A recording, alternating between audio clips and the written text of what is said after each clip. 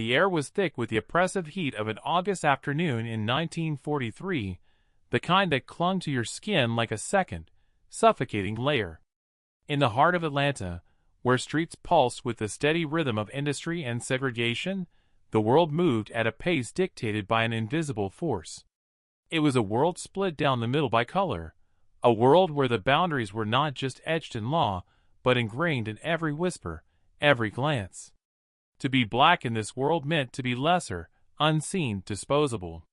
To be white was to be born into privilege, into a life cushioned by the rules of a society that told you that your skin, your blood, was superior.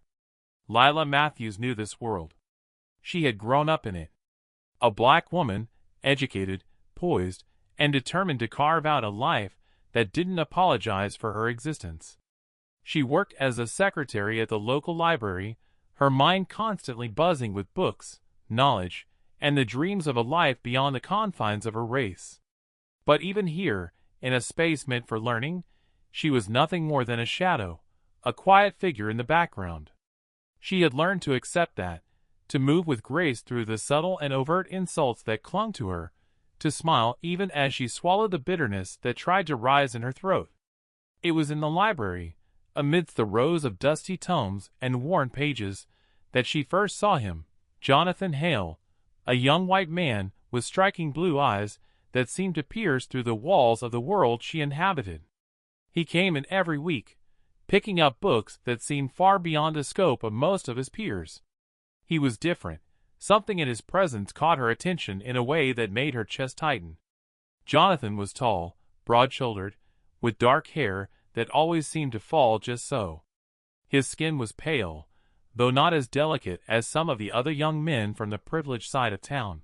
His was the kind of pale that spoke of long days spent outdoors, working with his hands on his family's farm. He was educated, yes, but it was in the rough and tumble of life that he had come to know the world. There was something in his gaze, something both intense and thoughtful, that intrigued Lila. Something that drew her in, that made her feel like she wasn't just invisible in the library's stacks but seen. They spoke, at first, in clipped, polite sentences. The usual pleasantries, the quiet exchanges of words that were just enough to acknowledge the space between them, but never too much to reveal anything deeper. But then, one day, as the summer heat pressed down upon the city, Jonathan stopped in front of her desk, his hands clenched around a book she had just placed back on the shelf. "You like Faulkner?" he asked, his voice low, careful as if weighing each word. She looked up, surprised, her heart pounding. "I do," she said, her eyes narrowing slightly as she considered him. "It's a difficult writer to digest, but there's something raw about his words. A kind of truth." He nodded, his lips quirking into a slight smile. "I think so too. His stories, they feel like something you have to wrestle with. Like you're not just reading them, but living them." She couldn't help but smile at that, a genuine smile that felt foreign on her lips. "It's not often I meet someone who reads him." His eyes softened as he leaned against the edge of the desk, clearly unbothered by the formality of the space they shared. "I try to avoid the books they give me in school. I'd rather read what interests me." That sentence hung in the air, charged with something she couldn't quite name. She swallowed, trying to shake the sudden weight in her chest. "You're brave," she said quietly, unable to stop herself. "Most people follow the rules. They don't ask questions. And what about you?" he asked, his voice lowering. "Do you follow the rules, Lila?" Her breath caught. She hadn't given him her name. He knew. Somehow he knew. She looked up, meeting his eyes. There was no judgment there, no condemnation. Just curiosity. "I try," she said softly, then turned her attention back to the paperwork in front of her, heart hammering in her chest. But Jonathan wasn't one to let things go that easily. He returned every day after that, and each day their conversations grew longer, more personal. He began to ask her questions she hadn't expected, questions that made her wonder if he saw through the layers she had carefully constructed to protect herself.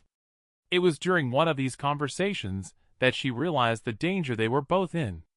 One day, as the city hummed with the usual activity of the South, cars honking, people gossiping, children playing in the streets, Jonathan showed up at the library holding a letter. "It's my father's," he said, his voice uncharacteristically tense. "He doesn't know I'm here." "Why?" Lila asked, her heart skipping a beat.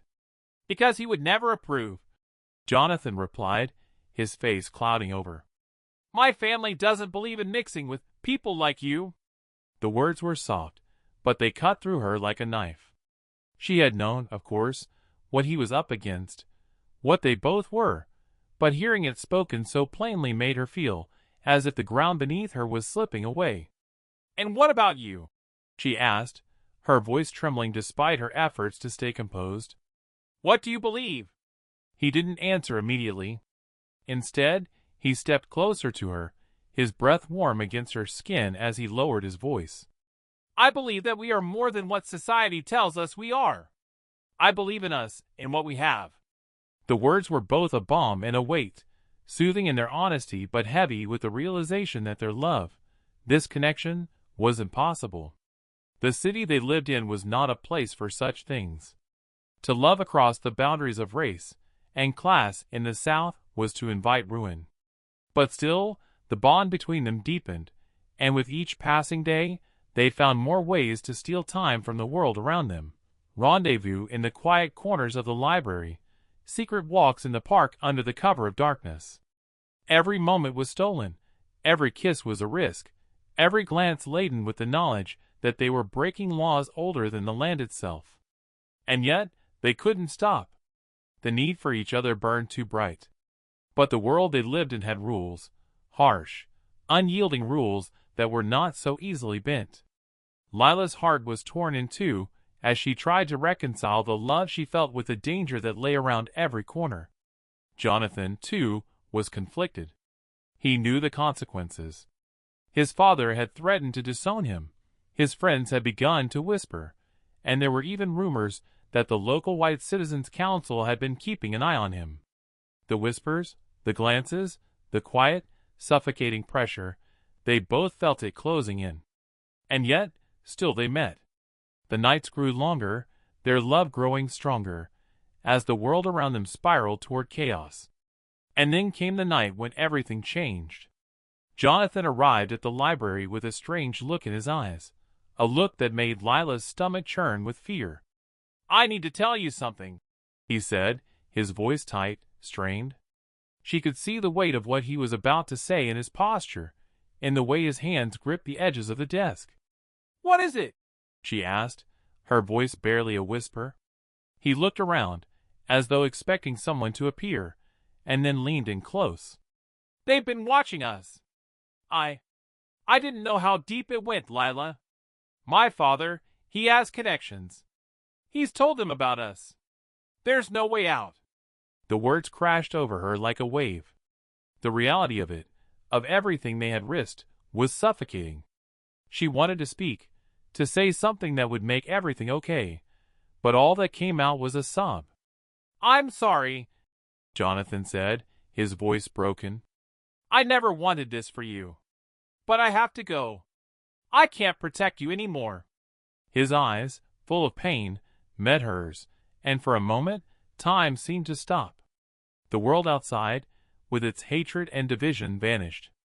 It was just the two of them, caught in a moment of unbearable love and loss. And then he was gone. Lila watched him leave, her heart shattering in ways she never thought possible. She was alone, and the weight of the world came crashing down on her. The next few weeks passed in a blur, her life a series of hollow motions as she tried to piece together the fragments of what had been. But then, one day, she received a letter. It was from Jonathan. It arrived too late, too little. She tore it open with trembling hands, her heart leaping into her throat. The letter was short, but it was enough to send her spiraling into grief. "Lila, I have to tell you something. I love you. Always have. Always will. But I have done something unforgivable. My family, they don't know what I've done. And I can't live with it anymore." The words were jagged, scattered, and full of pain. And then the final line, the one that would change everything. You don't know the truth. It was never just about us. It was about my father and his secrets. He's been hiding something, something that could destroy us both. I hope you can forgive me. That was all. There was no explanation, no reason for the strange, cryptic words that lingered like smoke in the air. But one thing was certain. Jonathan was gone, and Lila was left to unravel the mystery of what had really happened. Lila held the letter in her hands, the paper crinkling beneath her fingers, as though it too was bearing the weight of what had been written on it. Her eyes blurred as she tried to make sense of the words, each one tumbling over the other like loose stones falling down a cliffside, echoing in her mind. You don't know the truth. Those words gnawed at her, tearing at the edges of her grief, spreading doubt like poison in the stillness of her heart. What truth? What had Jonathan done? What had his family done to them, to her? She folded the letter carefully, as though to preserve it, but the damage was done. The ink of his words burned like fire in her chest, and her pulse quickened as the reality of his departure settled into her bones. He was gone, and with him, every promise he had whispered, every stolen kiss, every shared breath between them. The world outside the window, darkening with the evening sky, seemed distant, foreign, as though it no longer belonged to her. Days bled into one another, as Lila moved through them like a ghost. She performed the motions of her life without feeling, her mind adrift in a sea of unanswered questions. The library, once her sanctuary, now felt like a prison. Each morning, she stepped into the quiet, air-conditioned coolness of the building only to be assaulted by the overwhelming sense of absence. Jonathan's book sat untouched on the shelves, his name a faint echo in the corners of her thoughts. The smiles of the patrons and the hum of the other staff members became sounds from a world she no longer understood. They all seemed to move in a rhythm she could no longer follow, their lives unfolding in ways that felt impossible to comprehend. And yet, the truth of their love, of everything that had passed between them, still clung to her. Every glance, every touch, had been real. She clung to that reality even as the world around her tried to tear it away. But that letter, it haunted her. It sat like a stone in her chest, and she could not stop herself from thinking about what Jonathan had said. My father, he's hiding something. What could it be? What could he possibly mean by that? The questions were endless, and they churned in her like a storm that refused to quiet.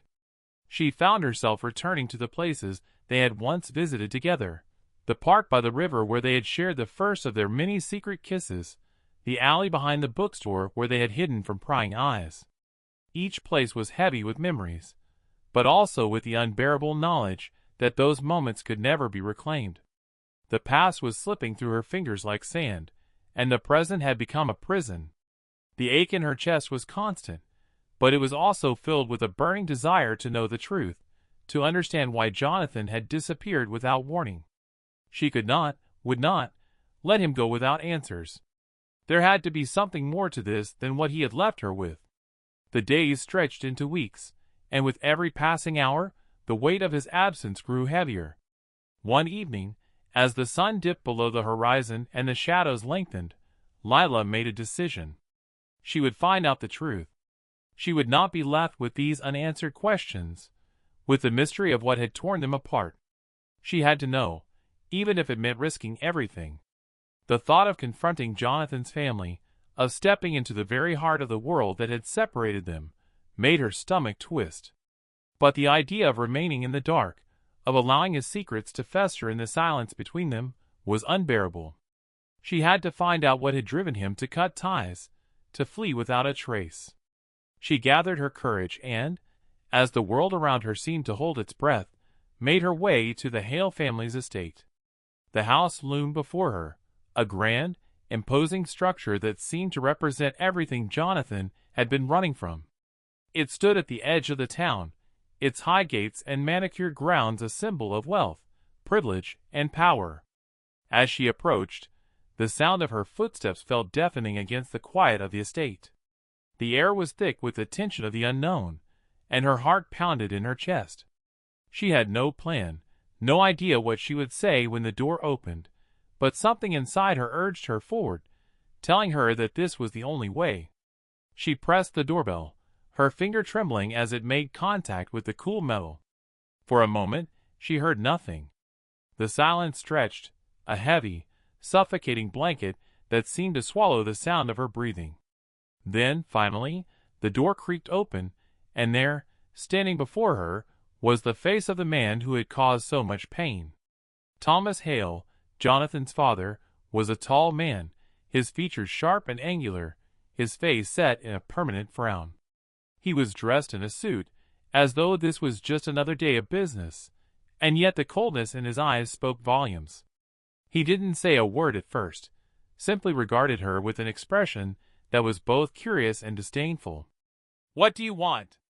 His voice was low, laced with suspicion, and for a moment, Lila considered turning around and walking away.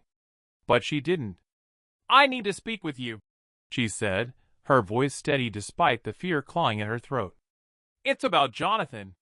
The mention of his son caused a flicker of something between guilt and anger, to cross his face, but he quickly masked it with a look of indifference.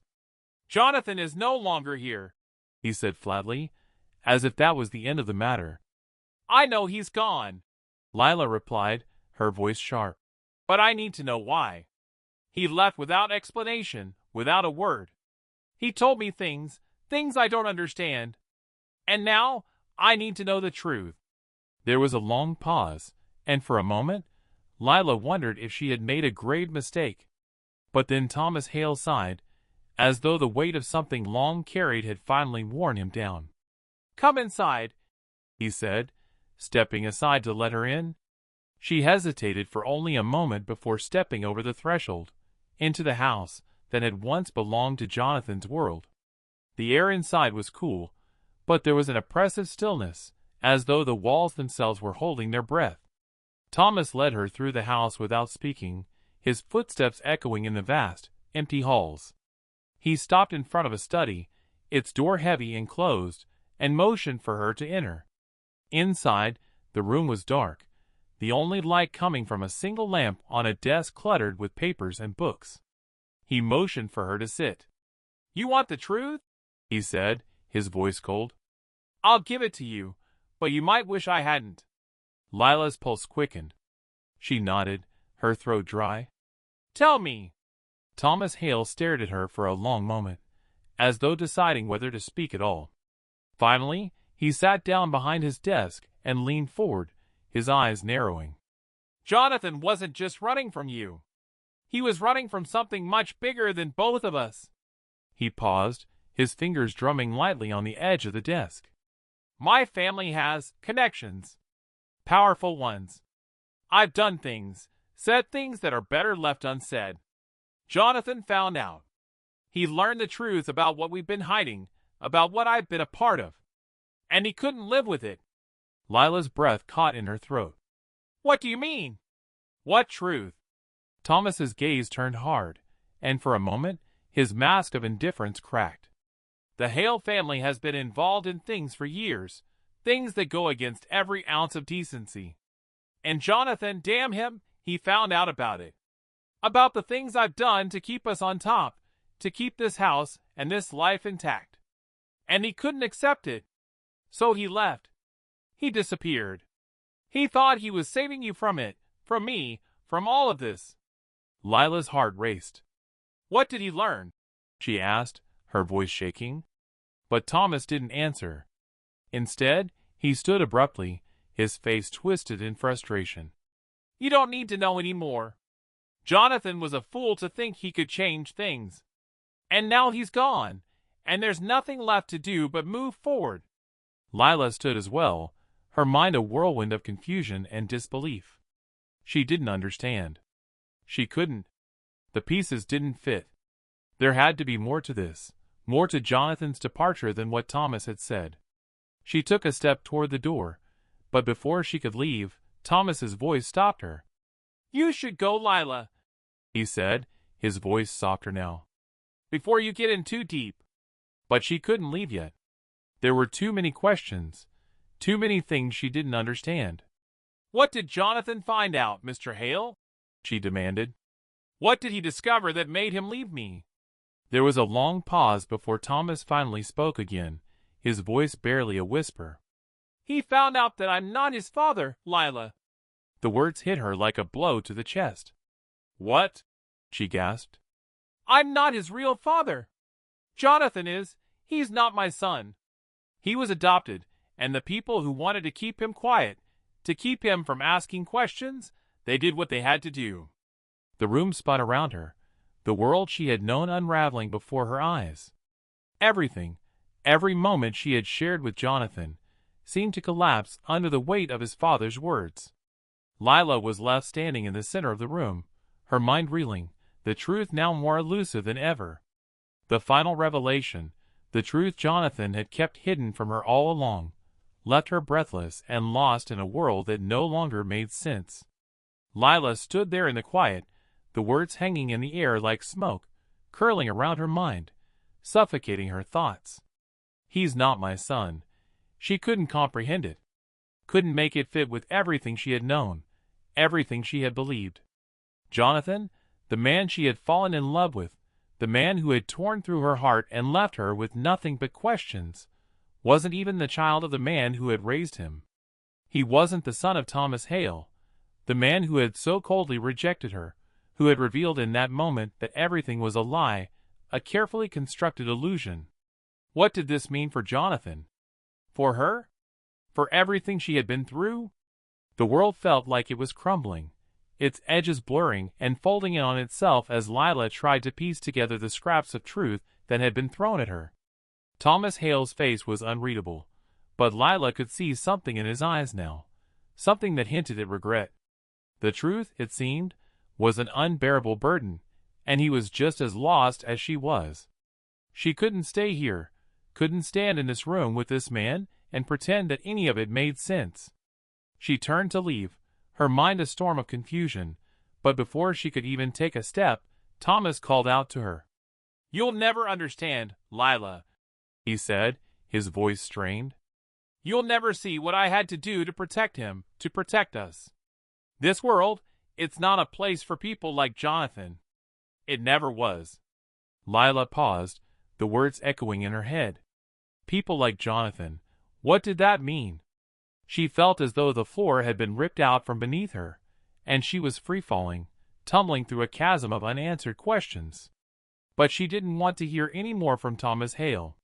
She didn't want to hear the justifications, the half-truths that had kept them all imprisoned in their roles. She needed to find Jonathan. She needed to find him and make sense of this mess, to find out why he had hidden this from her, why he had kept this part of his life, this monstrous secret locked away. She didn't even know where to begin. Her feet carried her out of the house before she could think twice, her breath coming in quick gasps as she walked through the thick air of the night. The streets were eerily quiet, the distant hum of traffic a constant reminder that life outside this story continued on, indifferent to her personal turmoil. She couldn't believe it, couldn't believe that all this time, she had been loving a man who wasn't even the child of the man who had claimed him as his own. And yet, somehow, she knew deep in her bones that this wasn't the whole truth. No, there was something deeper at play here, something far more insidious than mere secrets about family.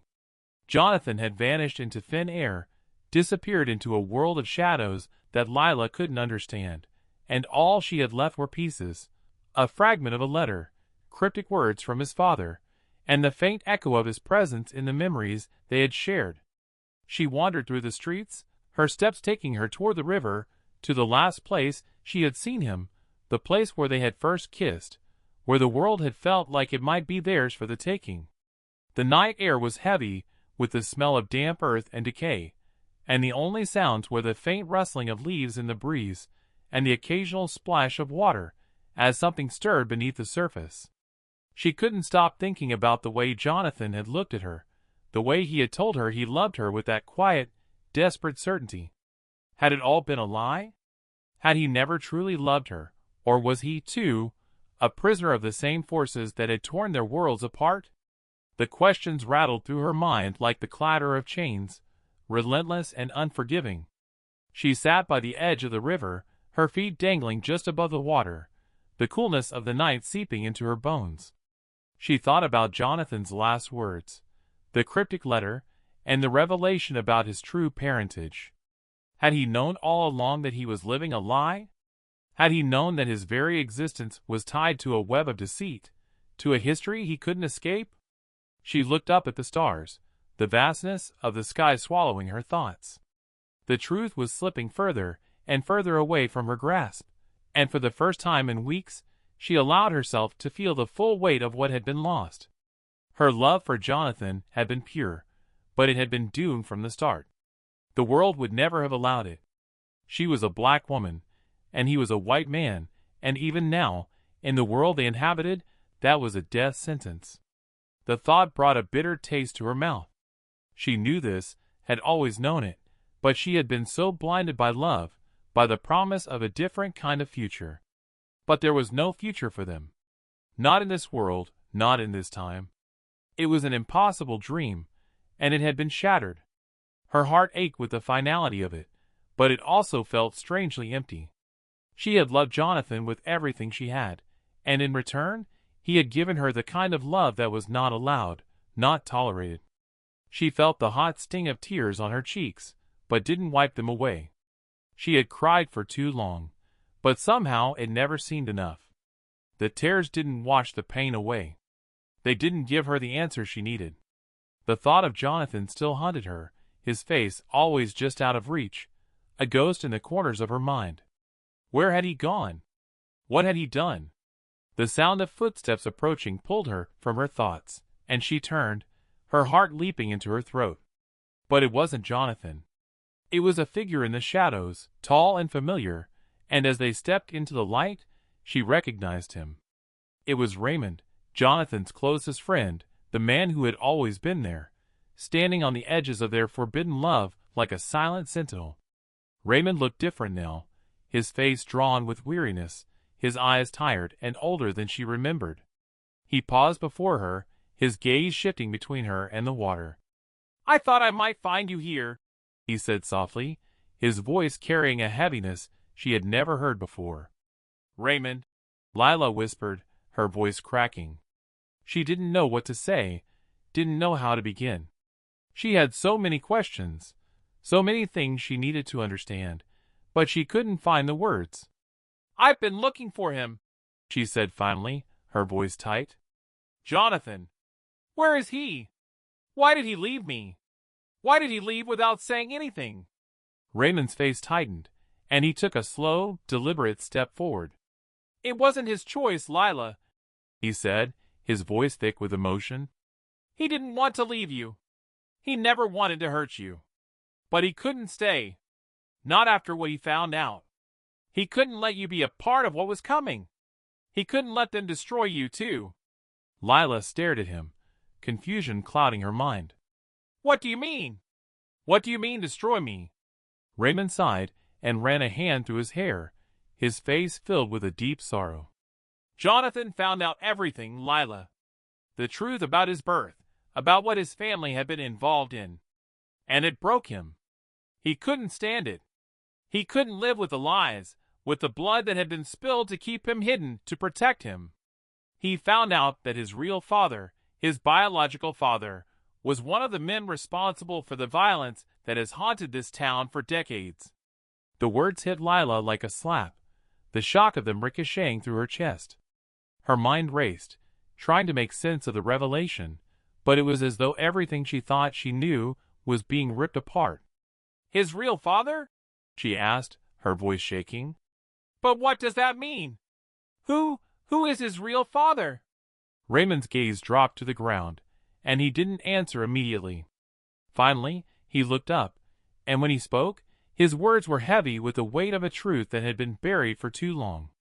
"Lila," he said quietly, "Jonathan's real father is none other than Charles Bennett, the man who runs the White Citizens Council, the one who has done everything in his power to keep people like you from having a life worth living. Jonathan was never meant to know, but he found out, and he couldn't live with it. He couldn't accept it, knowing what his real father had done to people like you. The world around Lila seemed to collapse in on itself. Charles Bennett, the very man who had been the architect of so much of the hatred and violence in the South. Jonathan had blood ties to him.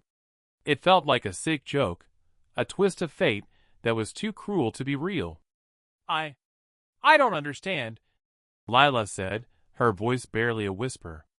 How could he keep that from me? How could he? He didn't want to hurt you, Raymond interjected. He loved you too much. But he knew the danger. He knew what his family would do if they found out, and he couldn't bear the thought of you getting caught in the crossfire. Lila felt the breath leave her body. Jonathan had loved her, had truly loved her, but in the end, it hadn't been enough. The weight of history, of bloodlines and legacy, had torn them apart. And in that moment, Lila understood that Jonathan's disappearance hadn't been about their love being forbidden. It had been about survival. Not just for him, but for her too. He had known, deep down, that the world they lived in would never let them be together. That no matter how strong their bond, no matter how fierce their love, the past would always find a way to rip it apart. She sat there in stunned silence, the weight of Raymond's words settling on her shoulders, like a burden she couldn't escape. The river flowed endlessly beside her, its waters dark and silent, just as the world seemed now. She had been a part of something beautiful, something fleeting and impossible. But in the end, it had been too much. The love between her and Jonathan had been an act of defiance, a spark in the darkness that could never be sustained. And now, all that was left were memories, and the bitter truth that the world would always find a way to divide them.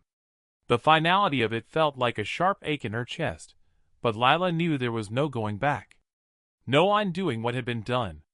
She had loved him. She would always love him. But the story of them was over. And all that remained was the pain of what could never be. Lila sat still in the darkness of the night, the weight of Raymond's words pressing heavily on her chest. The river's rippling murmur was the only sound that accompanied the endless ache that had spread throughout her body.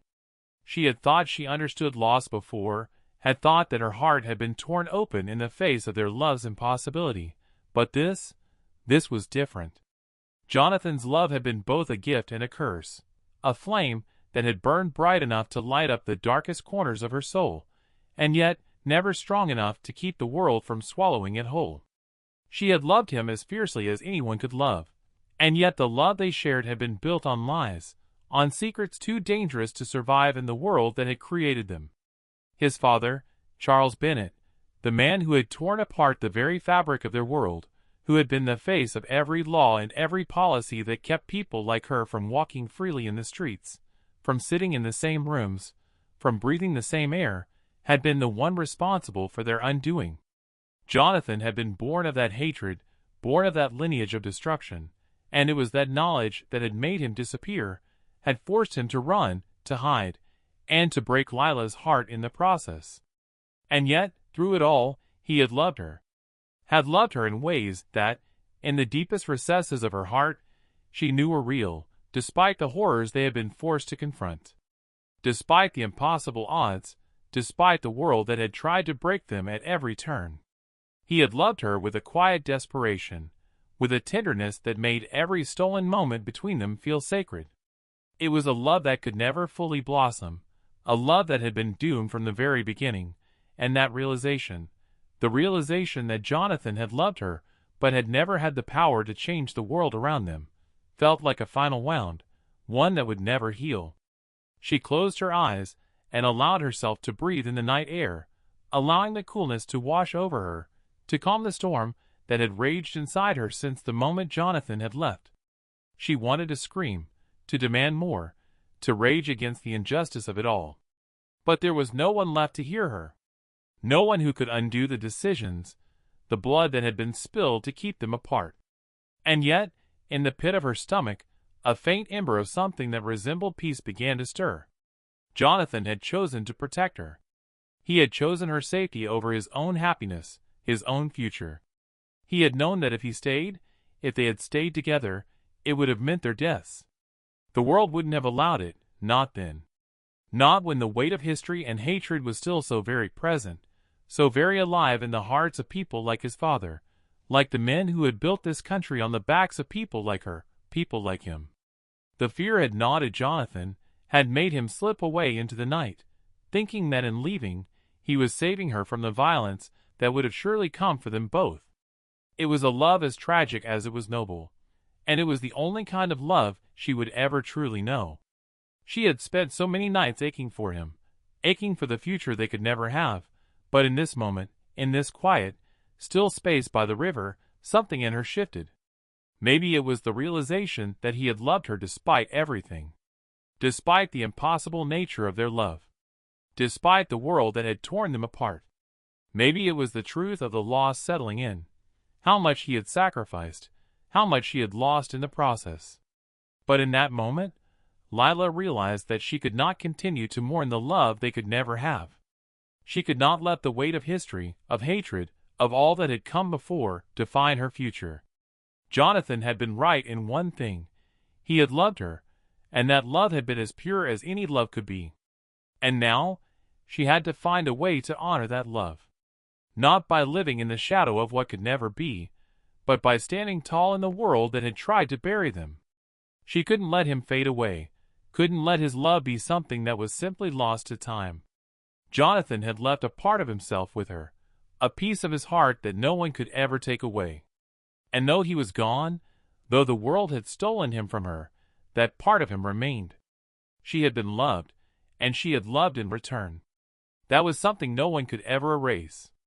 The moon hung low in the sky now, casting long shadows over the river, and for the first time since Jonathan had disappeared, Lila felt something stir in her chest that resembled hope.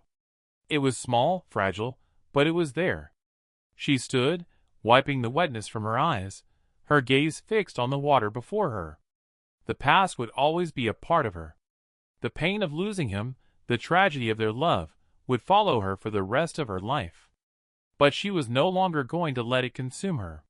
She would carry the memory of Jonathan with her, a secret between her and the night. And she would live, as best as she could, in a world that had never been kind to them, in a world that had sought to destroy the love they had shared. She couldn't undo what had been done, but she could move forward. She could continue on. For herself, for Jonathan, for the love they had built, however fleeting. As she turned to leave the riverbank, the first light of dawn began to creep over the horizon, painting the sky in shades of pink and gold. The world was still broken, still torn apart by hatred and fear, but in this moment, Lila knew she had a choice. She would not let the past keep her chained. She would not let the weight of a world that had never understood her love weigh her down. She would live, and she would carry Jonathan with her in her heart, and though he was gone, he would never truly be lost. As she walked away, the weight of everything that had come before seemed to lighten, just slightly.